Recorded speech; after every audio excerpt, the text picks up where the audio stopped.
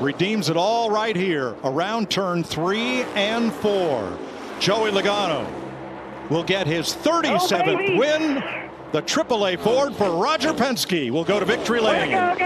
Joey Logano just pulled off one of the most impressive comebacks of the 2025 NASCAR season. After weeks of struggles and a devastating disqualification at Talladega, the reigning NASCAR Cup Series champion showed exactly why he wears the crown. Logano survived a chaotic overtime finish at Texas Motor Speedway to score his first win of 2025 in the Würth 400. What makes this victory so remarkable?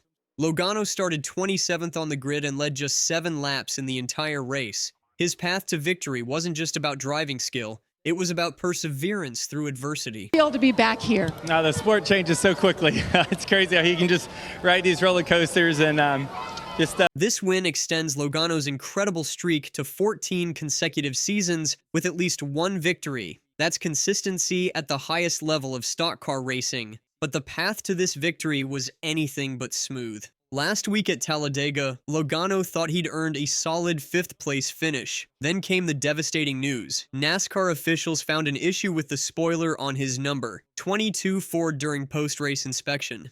The result? Disqualification. Logano's hard-earned 5th place became a disappointing 39th.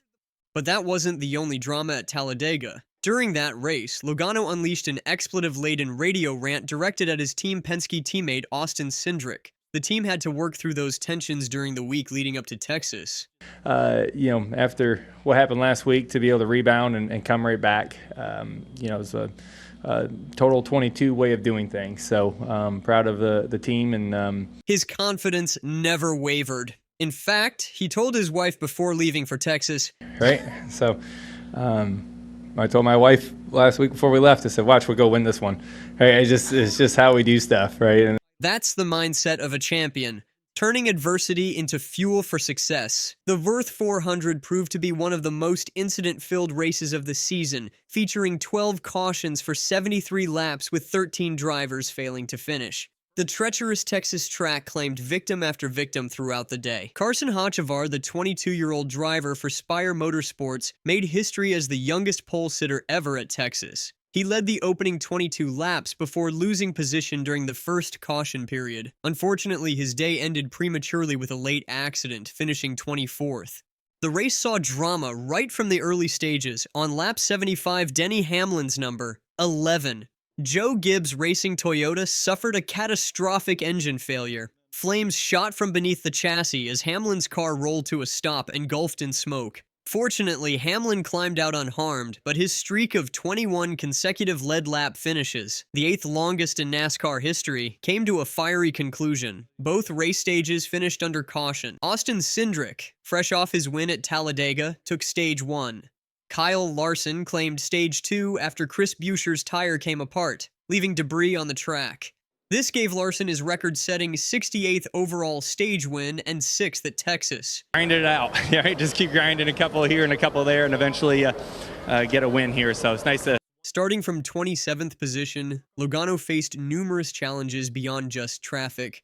Despite these obstacles, Logano maintained his composure. He knew his car had speed. The qualifying position didn't reflect the potential of his Ford Mustang. His patience paid dividends as he steadily worked his way through the field, avoiding the numerous crashes that claimed so many competitors.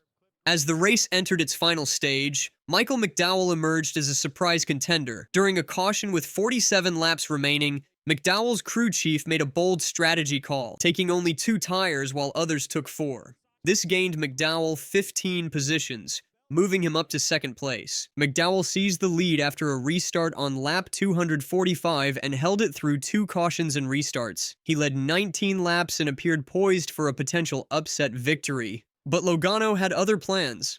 On lap 264, with just 4 laps remaining in the scheduled distance, Logano made his move.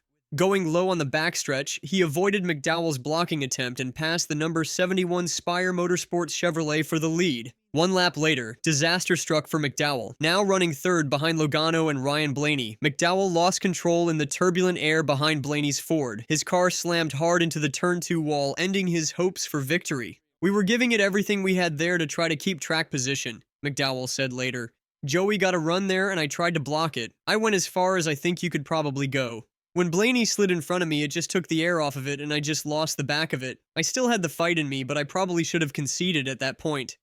McDowell's crash brought out the 12th caution of the day and sent the race into overtime. The final restart positioned Logano on the inside of teammate Ryan Blaney. This was the moment of truth. Could Logano capitalize on the opportunity he'd worked all day to create? When the green flag waved, Logano delivered a flawless restart. He pulled away on the backstretch and maintained his advantage through the final 1.5 laps. Meanwhile, Ross Chastain charged past Blaney to claim second place. The victory marked Logano's 37th career win, tying him with 1970 Series champion Bobby Isaac for 23rd all-time on NASCAR's wins list. It also secured Team Penske's second consecutive victory following Cindric's win at Talladega the previous week.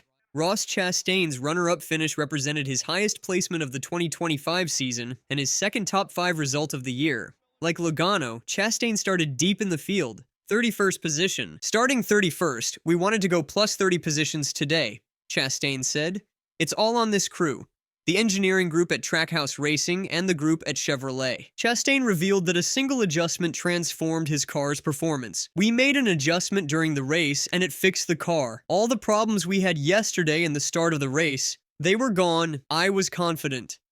I was not confident yesterday. With just one adjustment, it brought this Tootsie's Chevy to life. And that's why you keep fighting. Ryan Blaney finished third, but expressed frustration with his decision-making. Blaney said, "The one time I didn't pick the outside the 71, Michael McDowell, got the lead and then I couldn't get it back. Just driver making dumb decisions and not doing his job. I appreciate the team. The 12th car was a fast car today. I just can't do anything right currently." Kyle Larson, who led a race-high 90 laps, finished 4th. Larson said, "McDowell just did a really good job of timing the restarts. If I could have kept the lead, we would have been hard to beat in clean air like that. Just a little frustrated with myself, but all in all, it was a good points day for us today." Eric Jones rounded out the top 5, securing his first top 5 finish since last year's fall race at Talladega.